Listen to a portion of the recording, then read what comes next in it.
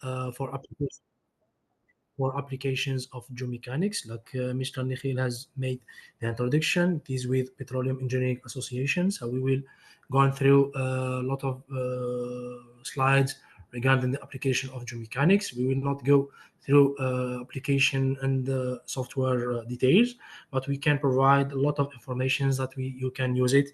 And if you want a lot of details, we can provide separated the course for each topics. Okay.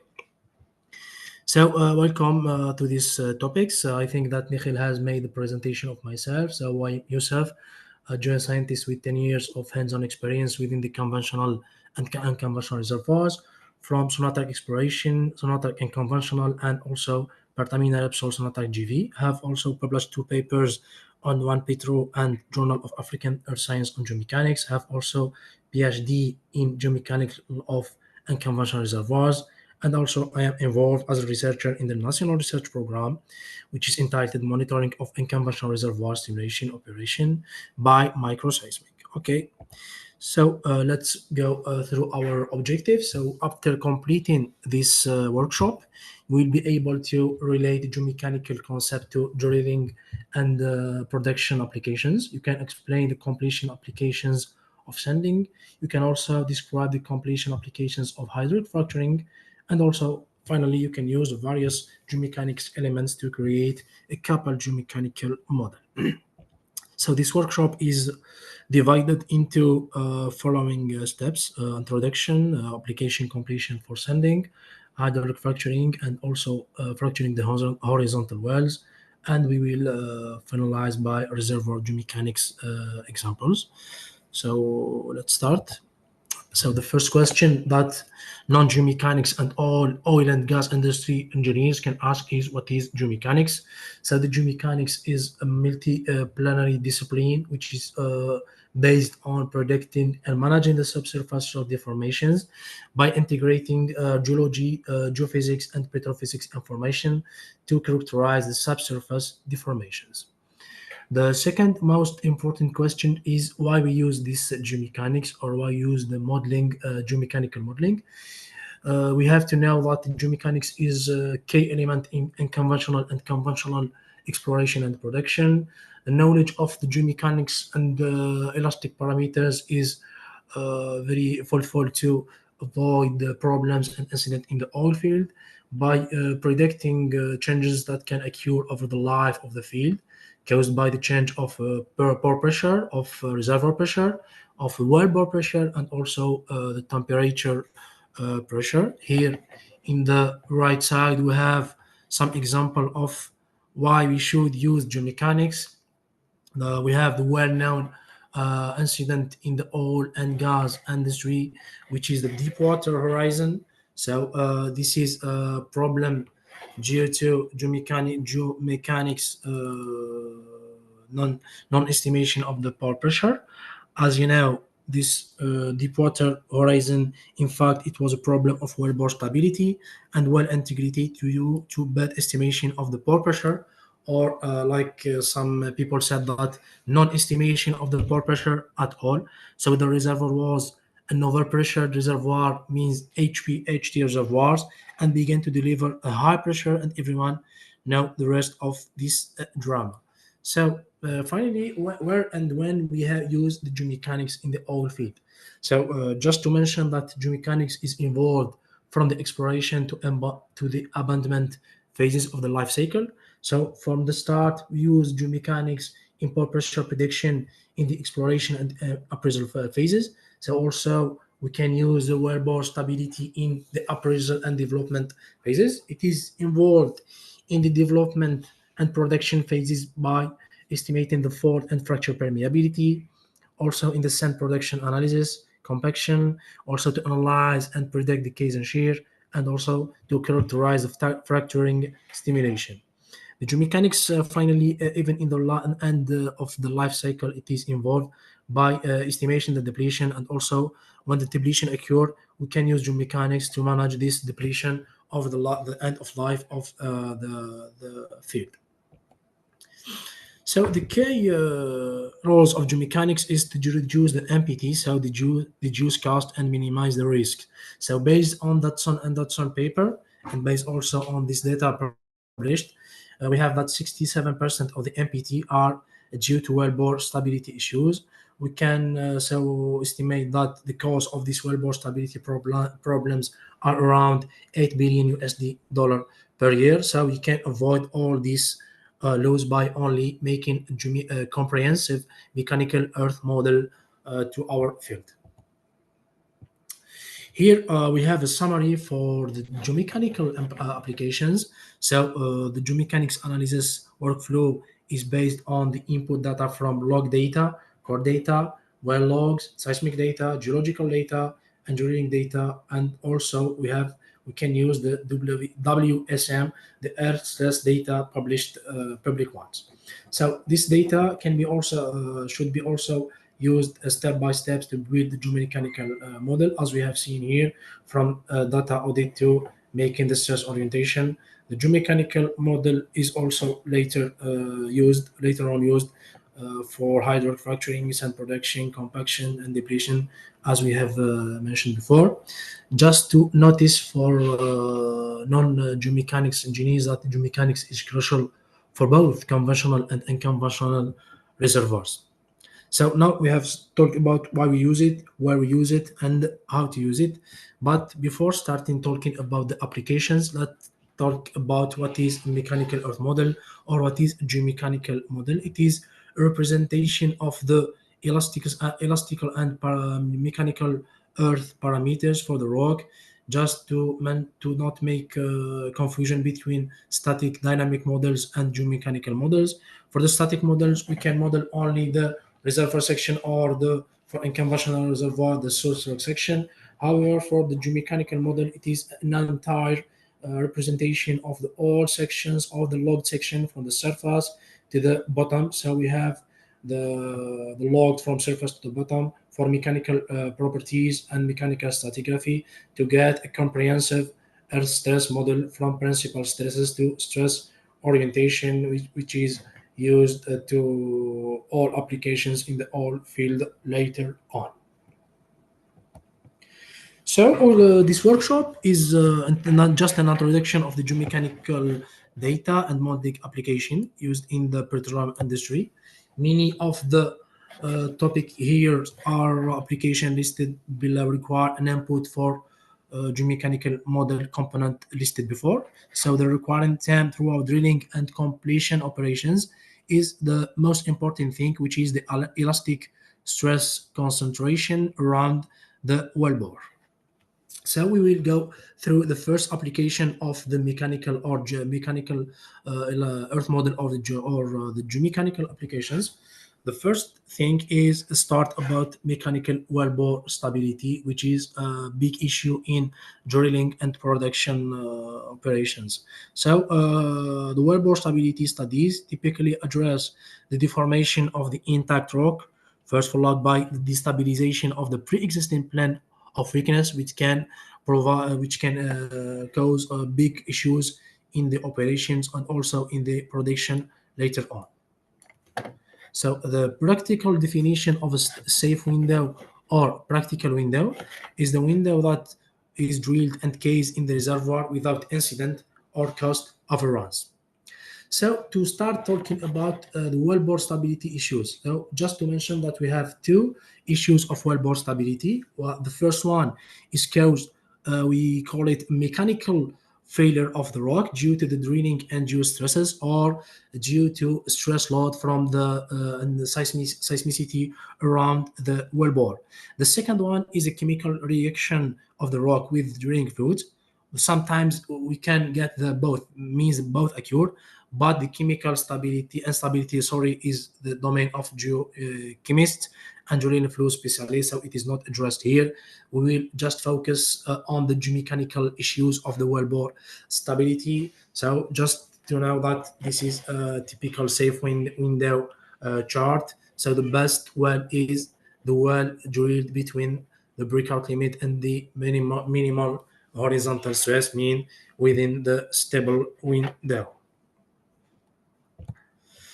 So the previous diagram that we have seen here, this one in the right side, now is limited to specific depth, mean in a well corresponding to a specific set of rock mechanical properties and earth stresses.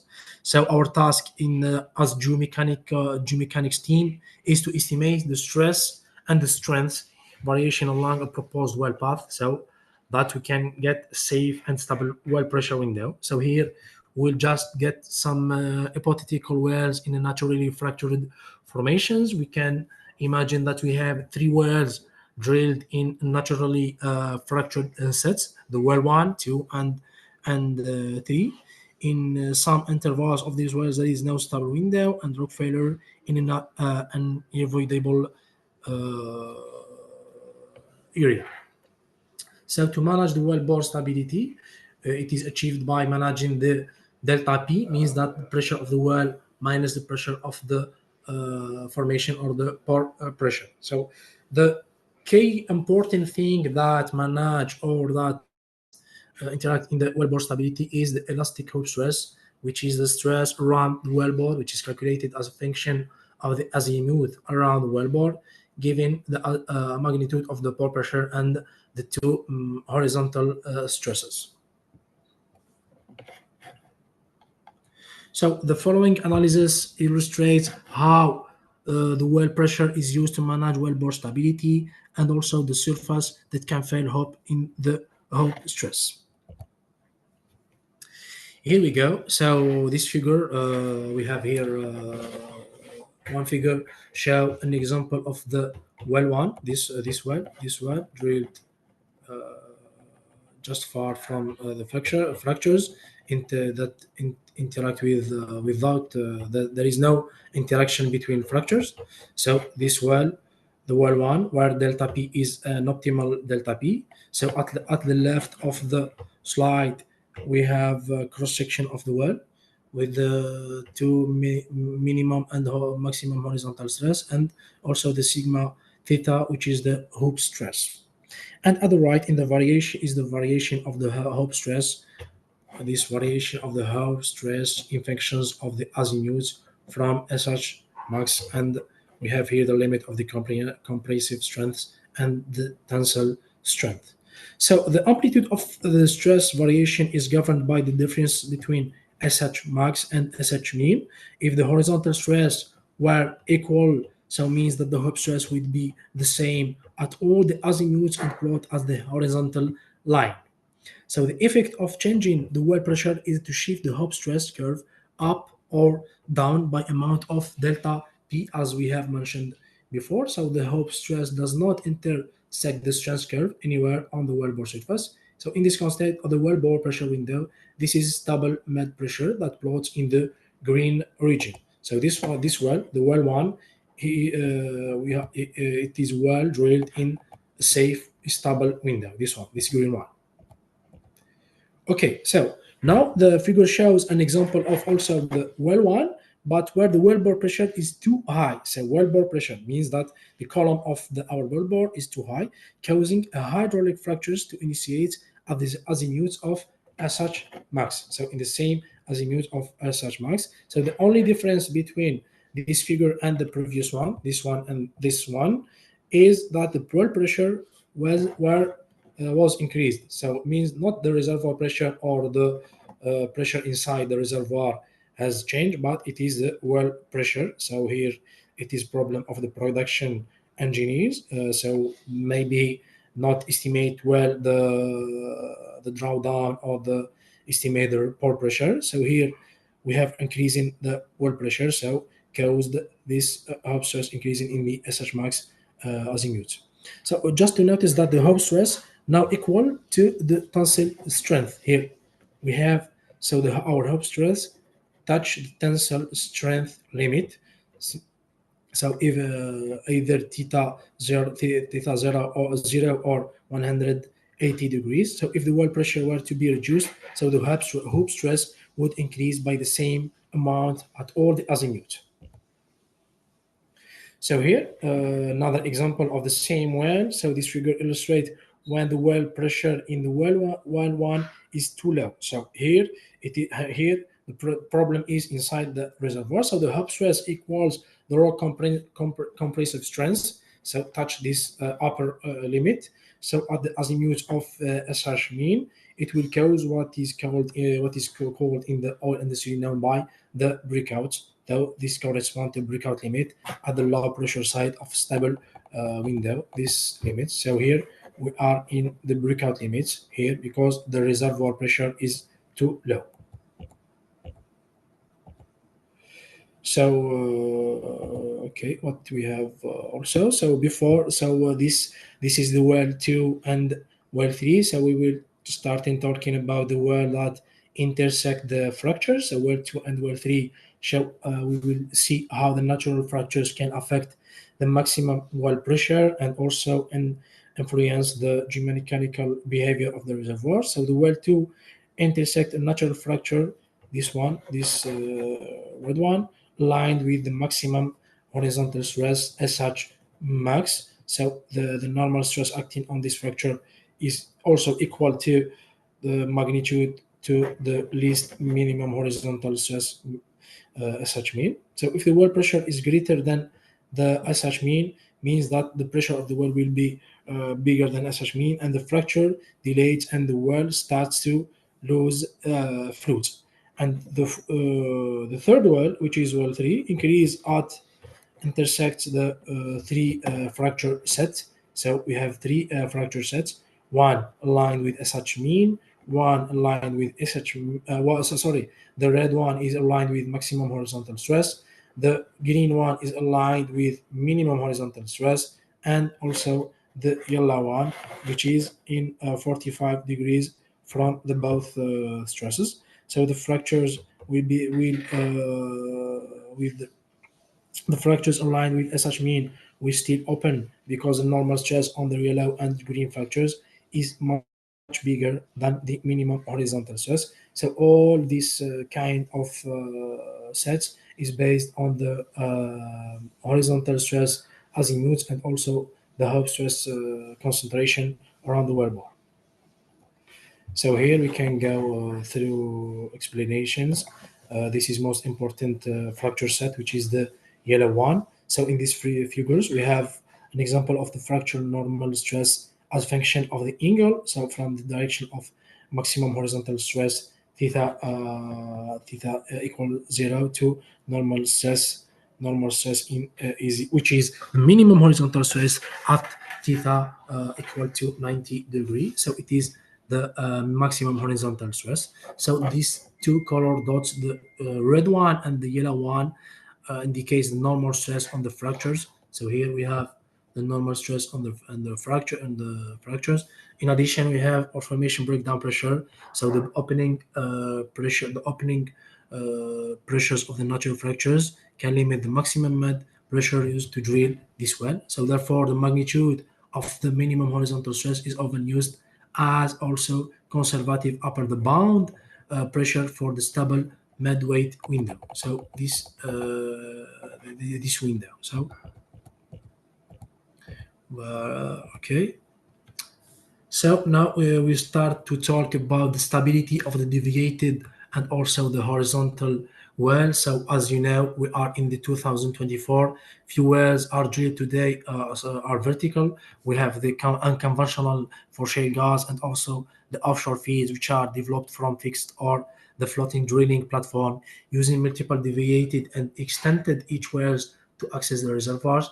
So the stability or the arbitrary well trajectory must be modeled numerically, and which is very critical when we are in the offshore or when we are in the unconventional reservoir, which are known to get overpressured, so high pressure, pore pressure of the reservoirs, which can occur a lot of issues in the wellbore stability. So to illustrate and to consider the relative stability of the wells aligned with the three principal stresses. So we have the normal faulting stress regime, and where maximum horizontal stress is slightly less than the overburden stress, as we see in this figure. So we have a three set of wells, three set of the hub stress, where the intermediate, most, and the least stable window.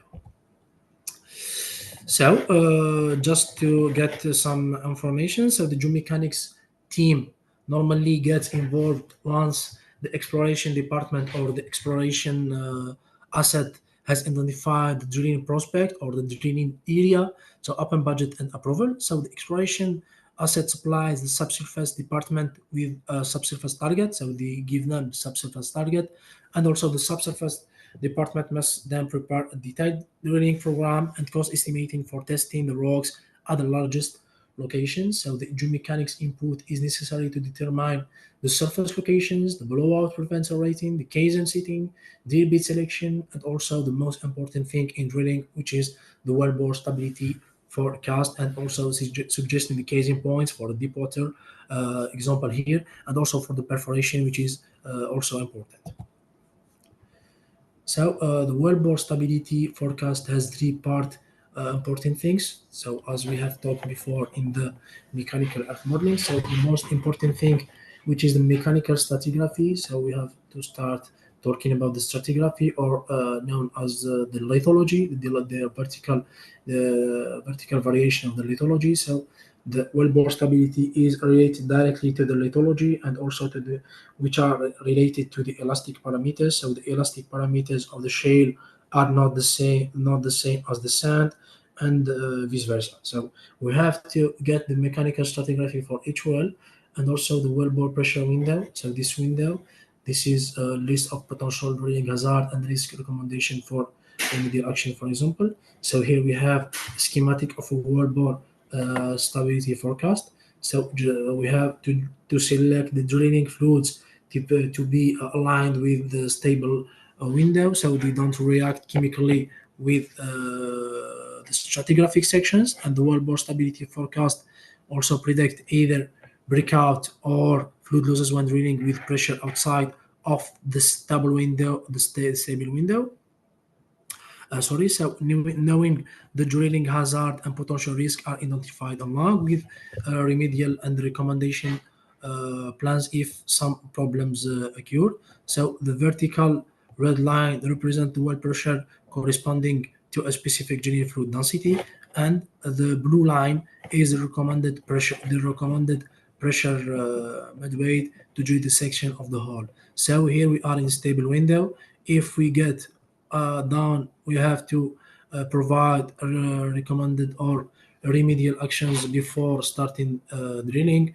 And also, if we are facing some problems here, for example, we are in this area, also we have to prepare remedial actions.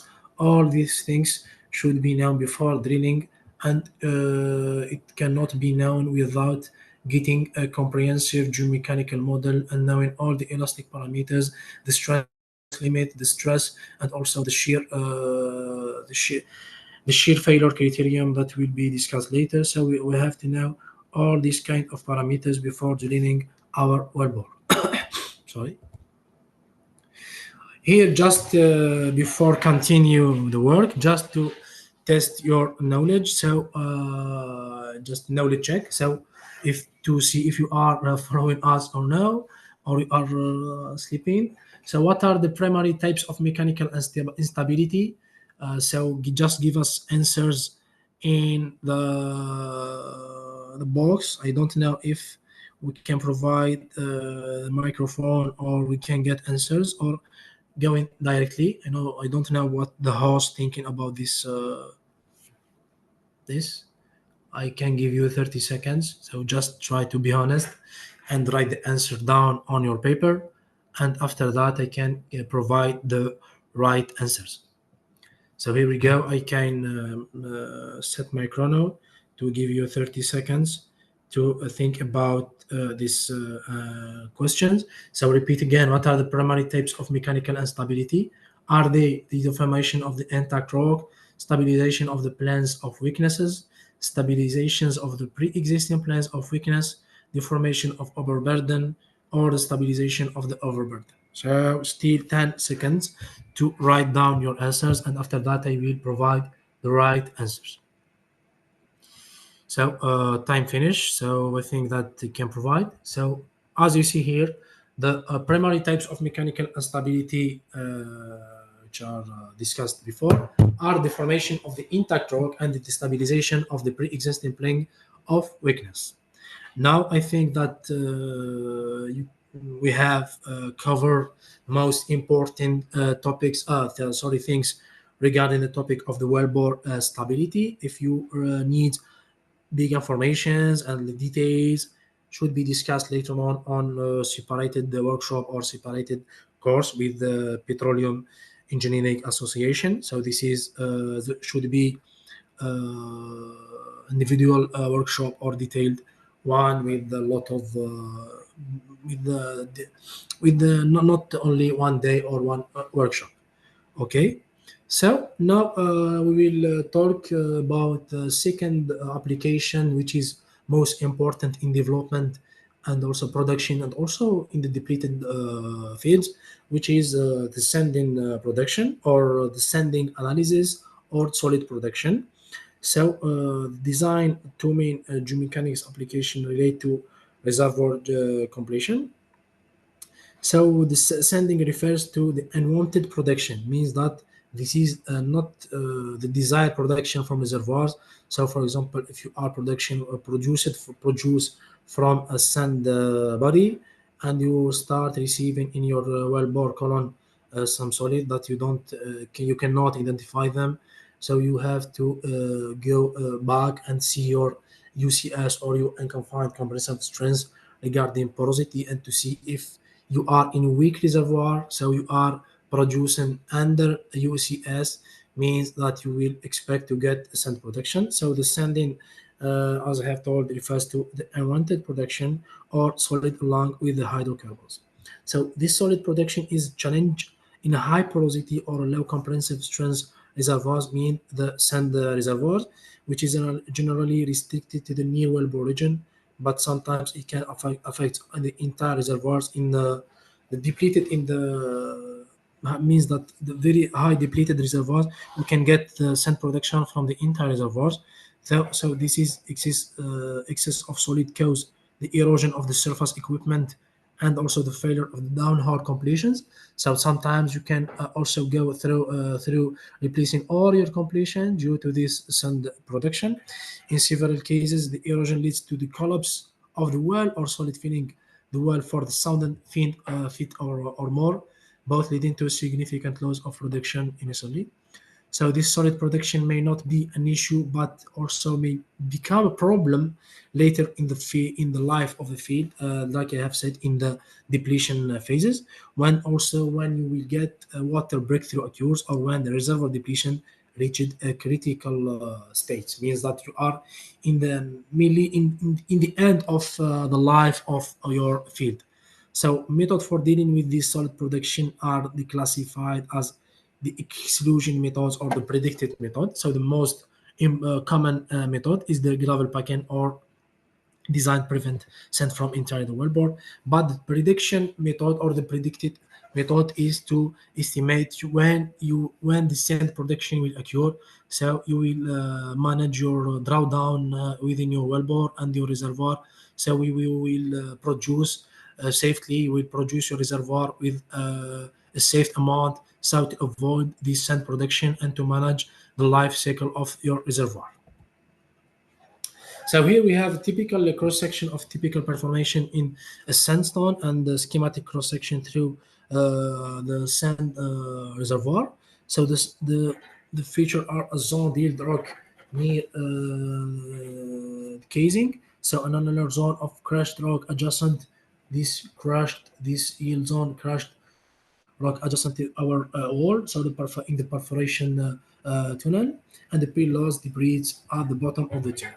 So this solid production can only occur if the rock around this tunnel has failed and the rock fragments are transported. These fragments are transported to the perforation. So here we can talk about weak reservoir. So this weak reservoir, so this yield zone, so means that the reservoir start to start being depleted and we are under UCS estimated UCS. So all the solid in the reservoir can be transported from the annular zone crushed rock to this perforation and starting getting solid production. So the salt production is a two-stage process. So the first, the rock must fail, and then failed material must be transported from this tunnel perforation. And also, the failure is defined as breaking cement bond between the grains and both transport solid in the wellbore column. So here we can start talking about two typically type of reservoirs that we can predict sand, and also we can another one that we cannot predict sand. So the first task as a geomechanics engineer is to determine the relative strength among the reservoir. Means that the response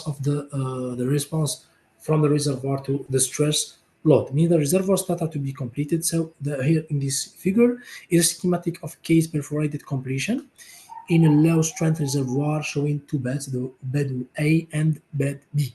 So the A is a weak and cemented sand, means that we are in has UCS inferior than 10 megapascal. So we have no perforation tunnel there.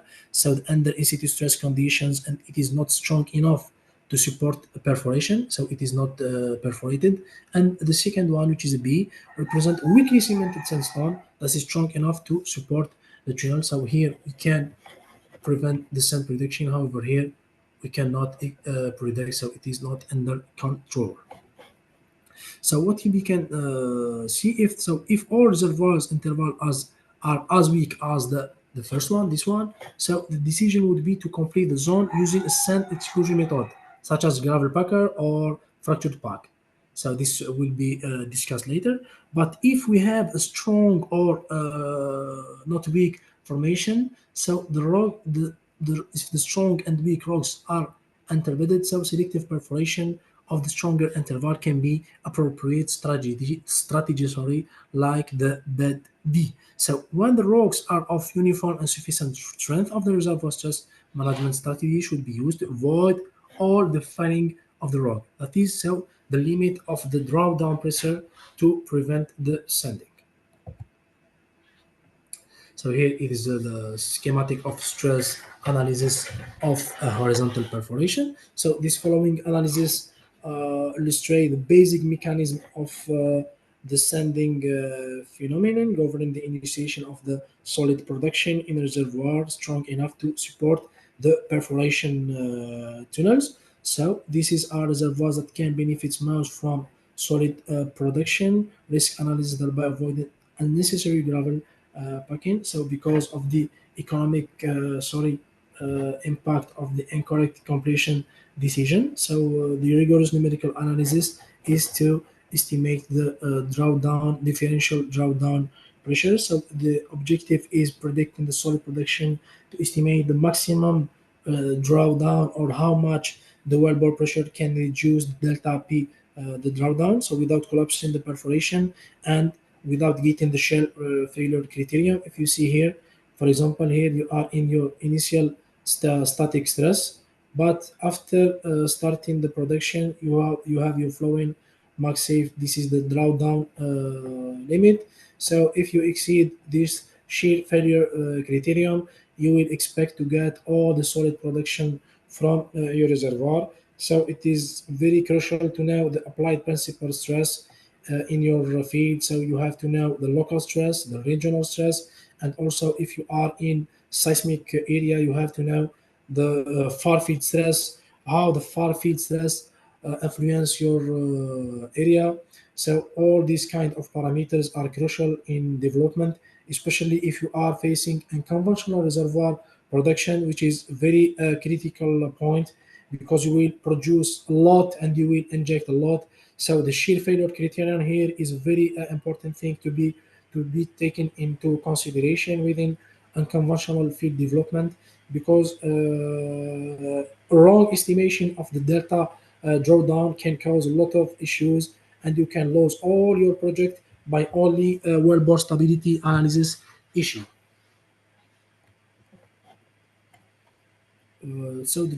Because you know that this drawdown cause a reduction or of the sigma of the initial initial stress state. Sorry. So here we have typical example of perforation stability analysis with the initial drawdown and the final drawdown. So often the solid production only develops after reservoir has been on production for a period of time. Means that production reduces the magnitude of the reservoir pressure and also the minimum horizontal stress. So the perforation stability analysis is shown. So here's the schematically in this limit in this figure. So the green shaded region represent the predicted maximum safe drawdown for solid production after being out of this limit. So you can expect to get solid production. So this is the initial reservoir pressure. Here we have the initial drawdown and also the final drawdown. If you are here in the reservoir, so it means you are in a safe predicted solid free production. You cannot expect to get production. But if you don't manage your drawdown correctly, or you will be here in this zone, so you will expect to get a lot of problems in reservoirs, or the productions, the solid, the solid in reservoir can be start to debit, and you will get a lot of problems in your completion, and you have to close your well bore and repeat another completions. Also here we can make some knowledge check. So the question is to see if you have follow the sending production. So what is the most common exclusion method, not the predicting method, the exclusion method designed to prevent sand from entering the wellbore? Is it sand packing, the gravel packing, hydraulic fracturing, or the perforating? So again, I will give you 30 seconds to answer. Try to be honest and to give the answer. So write down your answers. After 3 seconds, I will give you the right answer. Just focus. I know that we have talked a lot about sandpacking, hydraulic fracturing, perforating, but focus. So the answer, don't be confused. So the answer is clear. Just try to focus. Still 9 seconds to get you to give you the answers. I think that everybody write down the answer. So here we go. I think that everybody know the answer, which is the sand packing. So to exclude sand production from your reservoirs, if you have not made or prepared geomechanical analysis in the first state or in the first stage of your field development. So here you should use an excluded method. So by using the sandpacking to avoid and try to remedial your reservoir production and not lose a lot of production and minimize the cost. Thanks that we can go through the third application, which is the well-known hydraulic fracturing. So in this section, we will discuss the application of geomechanics relating to hydraulic fracturing for both conventional and also unconventional reservoir, starting with fracturing a stratified reservoir from the vertical wellbore. So, what is the hydraulic fracturing? I think that everyone in the reservoir or production of petroleum engineers, even the GNG, know that hydraulic fracturing is a method for obtaining economic production from the low permeability reservoirs, such as the tight sand or also the shale gas reservoirs, and to enhance recovery in aging oil fields. So, unlike the solid production, these reservoirs have low porosity. So, not like the high porosity reservoirs when we can expect to get sand production. These reservoirs are now to be a low permeability reservoirs with high comprehensive strengths because they contain a lot of fluids, a lot of hydrocarbon that has not been drained to wellbore. So hydraulic fractures are not restricted to near wellbore region, but often extend hundreds of meters vertically and also horizontally away from the wellbore in the case of the unconventional reservoir development.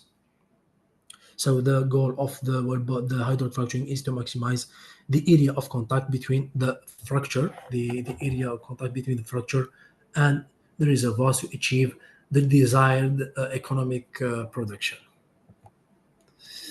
Here in this figure, we can see borehole stress around the concentration governing the breakdown pressure and propagation direction of the hydraulic fractures initiate from an open hole completion. If you have seen here a lot of problem, we are still discussing pore pressure, geomechanics are also the key parameter in a lot of operations in the reservoir protection or petroleum engineering. So the process of hydraulic fracturing, I think it is one now is to increase the pressure in an isolated section, so to isolate with a double packer, and also to try to get higher than the breakdown pressure of the desired section. After that, to initiate and induce the fracture propagate within the maximum horizontal stress direction to avoid the closing of this fracture later on, and also to optimize our production. So in an ideal homogeneous isotropic rock, so the induced fracture will propagate vertically oriented with the maximum horizontal stress, and also which is perpendicular to the minimum horizontal stress. So here in the left side of our figures, sorry if you, I don't know if you see my mouse. So the diagram of open hole completion here illustrate the magnitudes, and orientation of the hoop stress concentration at the fracture initiation pressure. So if you see here, so we have the magnitude of the hoop stress and the orientation of our hoop stress on the induced fracture propagates as the mode one extension fracture in a plane perpendicular to this minimum horizontal stress. So we have to be parallel with maximum horizontal stress to let how these azimuths and these magnitudes help the fracture to be not closed within borehole within the reservoirs. I think that that's all for the mechanism of hydraulic fracturings.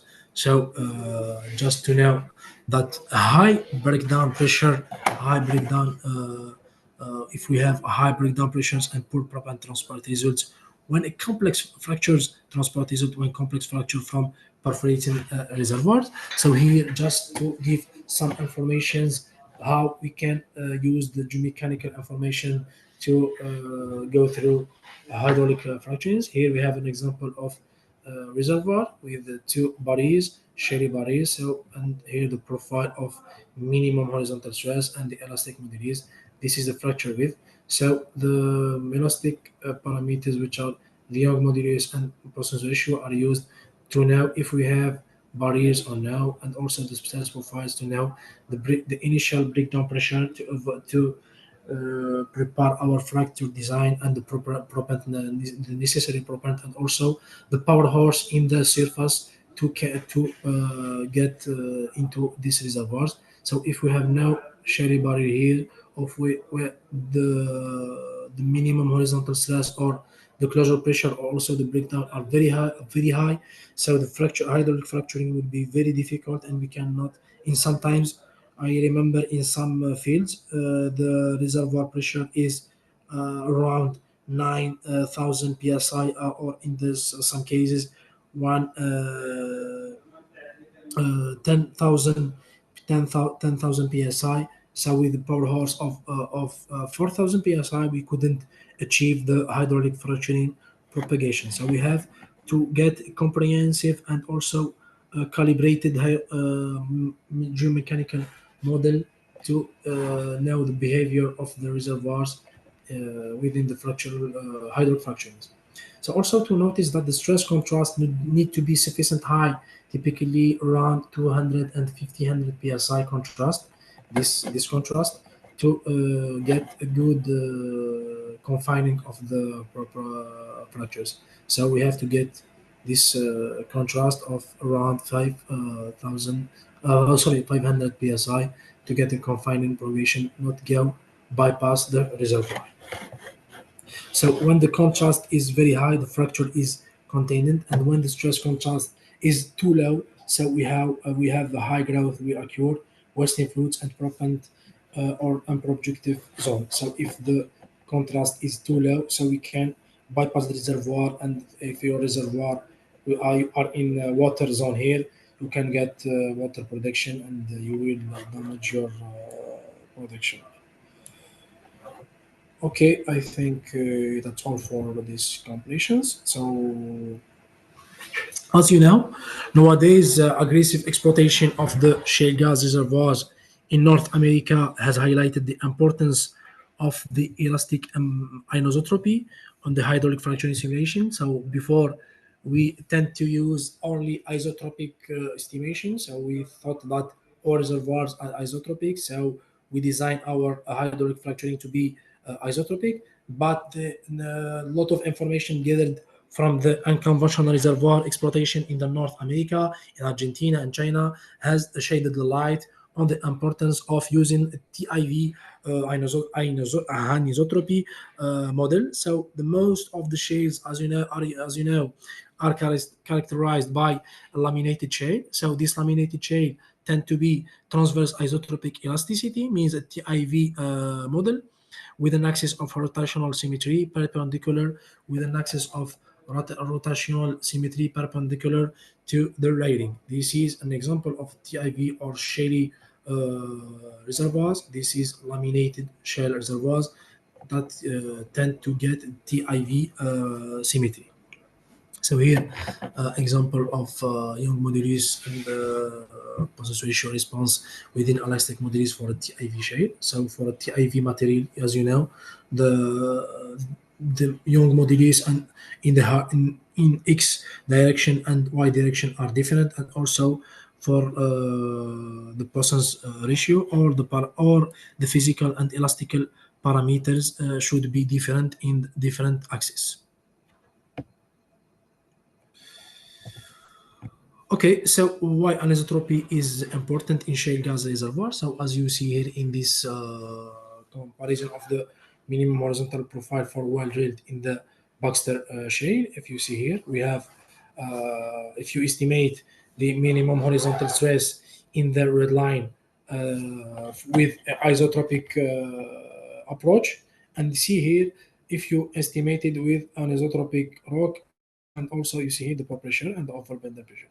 So if you see here, if we go through isotropic approach, you see that the stress is very low than the stress estimated with anisotropic rock. So if you perform a hydraulic fracturing, so you will estimate your stress to be just to avoid to bypass this isotropic minimum horizontal stress, but you will get surprised because you are facing an unconventional formation with anisotropic behavior. So you have greater stress contrast, and also all the behavior of the fracturing is not the same. If you see here, we have contrast between this zone and this zone also here, so not the same behavior. So in conventional reservoir, be careful using isotropic approach, which is very dangerous one, because in unconventional reservoirs the anisotropy is very important, and in the anisotropy approach you will use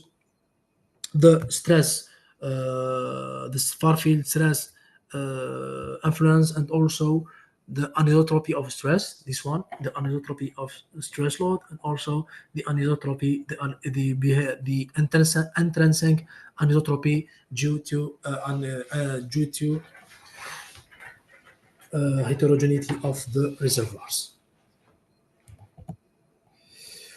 Okay, another knowledge check. So the primary factor governing fracture containment is the stress contrast between the reservoir and the bounding beds, the reservoir and the casing and the cement, or the reservoir and the bounding beds. Repeat again. So the primary factor governing the fracture content is the stress contrast between the reservoir and the bounding beds, the reservoir and casing, the casing and cement, or the reservoir and the bounding beds. Also, I will give you 30 seconds to write down your answers and try to be honest. And after 30 seconds, I will give you the right answer.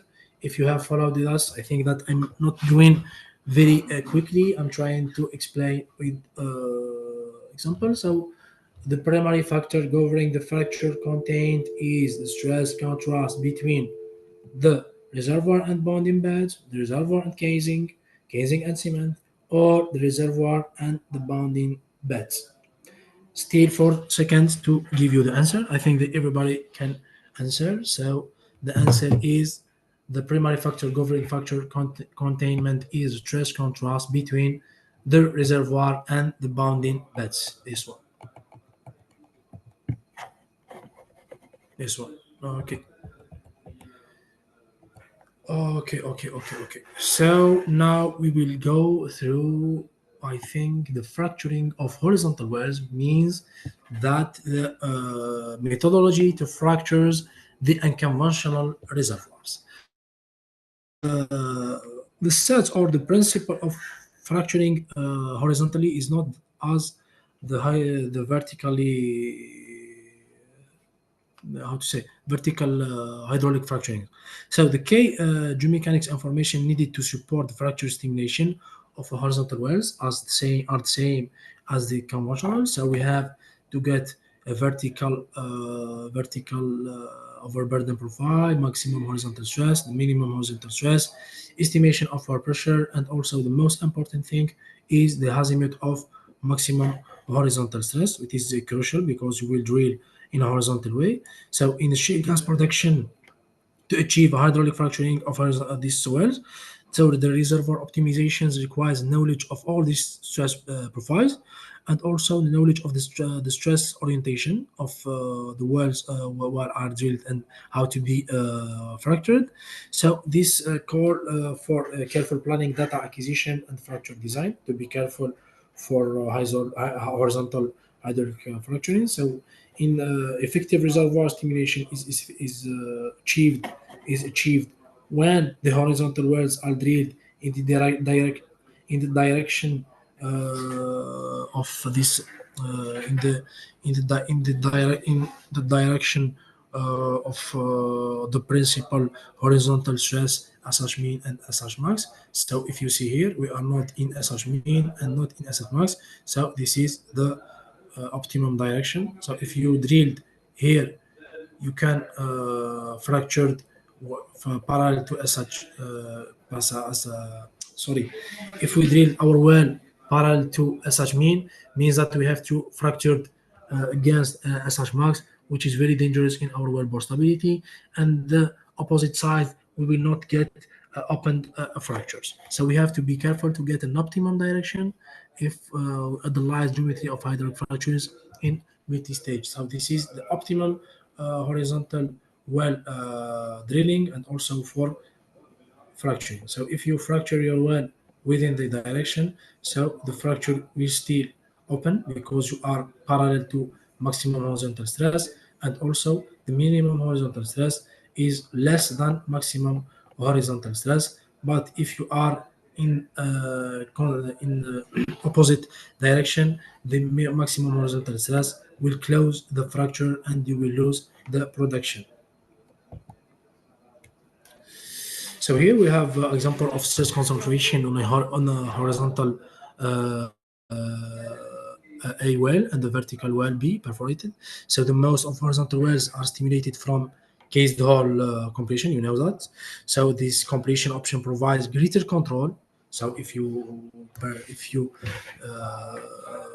stimulate in a cased hole or in an open hole, it is not the same as you know. So this completion provides greater control of where fluids are injected. So to some extent, fracture geometry by selecting the location and orientation of your selected perforation. So here, this figure show the idealized stress around the perforation slot from horizontal well drilled at the azimuth of minimum horizontal minimum horizontal stress, and as the red line indicates fracture, the red line indicate the fracture initiated from horizontal and vertical perforation. That may be coplanar if the perforation are coplanar. So if the well is drilled on the direction of the maximum horizontal stress, the perforating only the vertical. So we have to perforate only the vertical plane with promote fracture that propagate along this axis. So the completion with this idealized description fracture stimulate may be caused by natural fractures or also perturb the in situ stress field affecting fracture propagation path and also the reservoir productivity. So while the influence of the natural fracture can be recognized by microseismic monitoring, so we have to monitor your fracturing if you are dealing with unconventional field development. You have to provide microseismic set to monitor your hydraulic fracturing. So the lateral variability is determined by logging horizontal wells to avoid the induced seismicity, and to see also how your fracture is propagating within your reservoir. I think here, just to come back for gravel pack vs frac pack compression. So, as you know, the deep water reservoirs typically are poorly consolidated and require solid exclusion using this gravel packing or fracture packing. So, this is a schematic of the exclusion method to provide for solid protection. And also I have let this at the end because at the first time we didn't talk about fracturing. So this is one of the excluded solution fracturing for sand control. I think that also we arrived at a knowledge check. So the reservoir optimization decision required the knowledge of the stress profile and the stress direction. So the horizontal well is drilled before, during, or after. Repeat again. So reservoir optimization decision required knowledge of the stress profile and stress direction of the horizontal well is drilled before, during, and after. Okay, you have 30 seconds to answer this question. Okay, so we have to know the stress profile and stress direction within the horizontal well is drilled before, during, or after. Okay, 30 seconds to give you the and write down your answers. After 30 seconds, I will give you the right answer.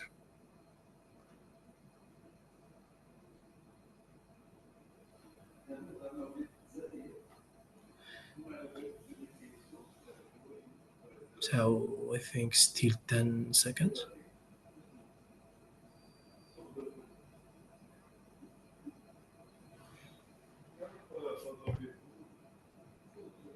Of course, we have to get knowledge of stress profiles and stress orientation before making the horizontal well is drilled. So now I think that I will give you just an example and why geomechanics is so important in oil and gas field. So here, if you see with me, so here this is practical cases. It is case study. This is a published case study.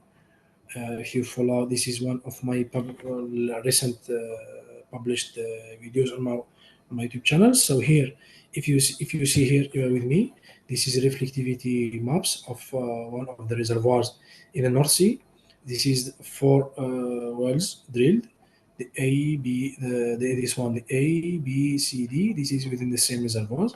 So a petroleum company thinks that the gas. So they drilled these wells, and they thought that the gas has leaked from the reservoir. So they found from some wells they found gas, and from the others they didn't find gas. So they thought that the gas has leaked off from this reservoir. So to understand that concept, they bring this reflectivity map of the top of Brent formation. So the blue is the blue is low reflectivity, and the red one is high reflectivity map. So to see how the gas has leaked off. So the gas had leaked off, and in fact there is a bit of gas cloud above this reservoir. So above this top of this reservoir, they find gas, but in this reservoir, the same reservoir characteristics. Some wells contain gas and others does not contain gas. So the company has actually drawn this dotted line to indicate where the gas cloud was and where they think the gas has leaked off. So the question is, why did the gas leaked out? And so what we will see here, and we will show you when we get to that details how we did this calculation. So if you see here, if you can see here me, this is they bring this stress orientation, maximum horizontal stress orientation of these wells. If you can see here, this is the orientation, stress orientation of the well A, B, C, D, E. This is the stress orientation. So if you see here, you can see the stress orientation of the well A is in this direction, the stress B that direction, and after here in the well E, you see that we have like this east-west orientation. So here we go. So the gas leaked out because of compressive stress that reactivate this fault. We have this fault. So the reactivation, the stress that has reactivated this fault made a stress reorientation. So this stress reorientation has been induced more or less in the last 15,000 years. So if you had drilled your wells here 15,000 years before, you can find gas, but now you cannot find because this fault has been reactivated 15 years ago. Here are the proof of the reactivation. We have stress reorientation, present day stress reorientation due to fault reactivation. So this fault has been reactivated, and the gas has been leaked from this reservoir to the top, the above formation. But in this area, the gas has not been leaked off. So if you see here, not the same stress characteristics and not the same stress orientation. So this fault has been reactivated in 15 years before. So the hydrocarbon where they have now leaked out because of this fault reactivation and the result of natural geological process.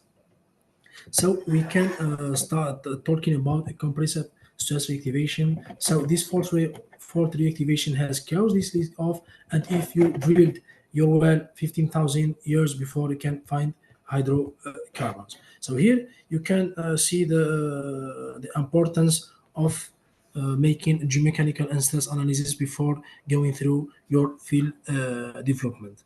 So I think that this is very important example to know the importance of geomechanical in practical and case study view. So here we arrived at I think that the coupled geomechanical model. So we will not go through this detail, but you have to know that if you are facing reservoir or simulation modeling, you can make also a geomechanical model for your simulator. So based on the dynamic model, you can use also this the geomechanical simulator. So you will make input of your geomechanical model to the reservoir simulation to get a geomechanics simulator. So you will increase your reservoir estimation and also your reservoir modeling by adding the time dimension making 3D, or also you can make a 4D geomechanical model. Also, this can be discussed later on separated topics. We here we have a hypothetical shale gas reservoir with three sets of natural fracture. We will come back to practical cases. So here in these figures, we show a map view of reservoir containing three fractures as the first one when we talk about where's that intersect fractures. Here we have a reservoir containing three fracture sets in relation to the far field horizontal stress as maximum horizontal and minimum horizontal stress. So here we have a case that the far field stress act on our local stress, influence the local stress. So we can assume that the state of stress is uniform, so throughout the reservoir, and the fracture comprehensibility is the same for all the stress. So we imagine that it is the same for all. And to the right, we have the more circle column representation of the initial stress state of the fracture set number 2. So the shear effective normal stress here shown by the dotted gray line. So when reservoir pressure increase, the effective normal stress decrease, and the more circle shifted to the left of our shifted to the left of our reservoir. If you see here, so when the displacement happens fast enough, macroseismic events can be occur. So we have here we attend the shear failure criterion. So this is what often happens when naturally fractured shale reservoir are stimulated by hydraulic fractures. So be careful in conventional reservoirs. In a lot of cases happen. Also, when you are dealing with carbon storage projects, you have to be careful. Also, when you are injecting in a reservoir with high power pressure, you can expect to get these things. And also, if you are depleting the reservoir with a high drawdown difference, you can expect to get this. So this is what often happen when in unconventional reservoir. So this dotted line, this green dotted line, represent the initial state of stress of the fracture set 2, and how this stress has been changed after production of this unconventional reservoir after hydraulic fracturing. So here you see the fracture permeability variation with the normal stress. So if, as we know, the anisotropic stress impact the permeability of anisotropic reservoir. So this uniform change in the reservoir pressure change also the permeability of all this set of fractures, but the different amount of each set depending upon the initial fracture, depending on the initial stress state. So this change in reservoir also, as I have mentioned, that it will impact the permeability of our reservoir. So here we see the impact of the effective normal stress on the fracture permeability and the change in reservoir pressure. So if we consider how a change in reservoir pressure affect this permeability, so also we assume that the fracture permeability obeys in parallel plate from rate permeability. So since this fracture aperture is a function of this effective normal stress, so the change will or the change of effective normal stress will get a directly impact on the fractured permeability. So here we see clearly that fracture permeability varies dependently with effective normal stress, and also we see that the fracture orientation relative to our horizontal stress. I think that we arrive at the end of our workshop. Just to mention that unfortunately, geomechanics is not involved in oil field operations until there is a problem or issue or an incident. So the challenge is to figure what happened and to recommend remedial actions after all happens. So they call for geomechanics engineer or for subsurface to remedy this action. So the sequential workflow for diagnosing the root cause of geomechanics problem is to review the engineering basis of design, review operational activities leading up to events, determine the deformation was caused by unexpected stress or rock swells, geological structure, or failure to follow the design, and also to recommend the change in design or operation practice or both. But ideally, a mechanical earth model or geomechanical model is developed early in the life of your field, and it is updated as new information become available. It is not static model. It is updated by each information you get.